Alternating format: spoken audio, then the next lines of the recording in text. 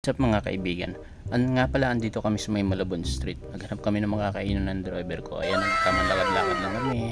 Sightseeing, usap-usap tungkol sa mga sasakyan. Adventure. Naghanap kami ng mga kainan kasi doon sa dati namin kinainan. Medyo hindi na kami komportable kasi pag kumakain kami doon, tabi ng kanal, may kanal. Ito, may nakita kami na kainan at mukhang malinis naman. At kalimitan nga lang ng mga tinda ni ate, yung mga pang-almusal lang tulad ng pansit, sopas, mga palabok, ilang kanyang mga tinda at ilan ng mga pang-almusal na ulam.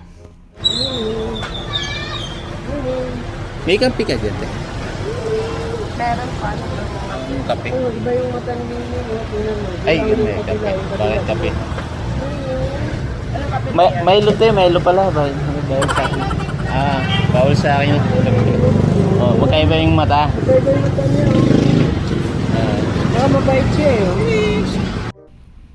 At yung driver ko nga pala, basta may makitang hayop, nilalaro niya kasi mag-iiliw to sa mga ganitong klase ng hayop. Aso, pusa, ganyan, maalaga siya.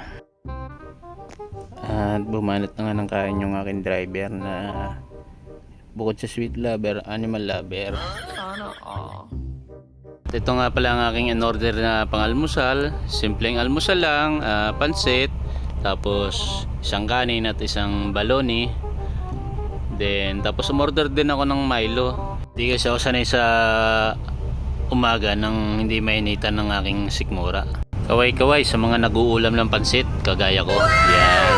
At dumating nga tong isa nating kaibigan, si kaibigan Lacson. At mukhang malaki ang problema nito. Nasilat yata paluwas to. Ito yung kasama niya, may apprentice na kasama. Sana ilibre na niya ng almusal yan. Kawawa na may apprentice. Wagi. Mukhang malaki talaga problema ni paring Lacson. Oops. At ito na nga, magbabayad na nga ako ng aking mga inalmusal at may naispatan pa ako. Nakakalimutan kong orderin yun, paborito ko yun. At tapos na nga kami, andito na kami, naglalakad na pabalik sa aming terminal. Ito, na mga nasarap namin yan, sila paring Lacson, yung apprentice niya, saka yung driver niya. At andito kami sa likod ng driver ko, nagkikwentuhan ulit tungkol sa mga sasakyan. Nag-iisip kasi kami kung kailan kami makakabili ng tig-10 sasakyan. So ganito lang buhay namin, maagang biyahe, tapos dito na rin nag-aalmusal. Hanggang dito na lang po at samahan pa tayo lagi ng may kapal. Ingatan po sa araw-araw.